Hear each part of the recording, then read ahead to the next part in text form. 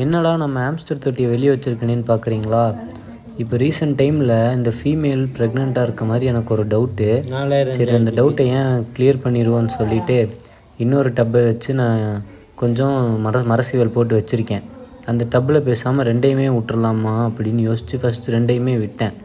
ரெண்டையும் விட்டு கொஞ்ச நாள் இந்த டப்பில் கொஞ்ச நாள் வைப்போம். ஏன்னா இடம் சின்னதாக இருக்குல்ல, அதுவும் இல்லாமல் ஹைட்டும் அதிகமாக இருக்குது. இந்த ஹைட்டில் கொஞ்சம் பானை வச்சோம்னா அதனால் எஸ்கேப் ஆக முடியாதுன்னு நினச்சேன். அப்புறம் சரி இதை சேஞ்ச் பண்ணிடுவோம் இந்த மரசீவலைன்னு பார்த்தேன். ஆனால் அவ்வளோ அழுக்கு இல்லை, யூரினேட்டடும் இல்லை.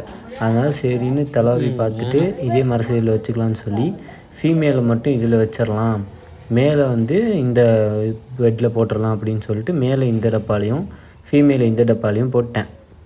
இப்போ கொஞ்ச நாளைக்கு இந்த ஃபீமேல் இதுலேயே இருக்கட்டும், மேல் இதுலேயே இருக்கட்டும். இதை நம்ம கொஞ்சம் மறைவான இடத்துல வச்சுருவோம் ஃபீமேலை.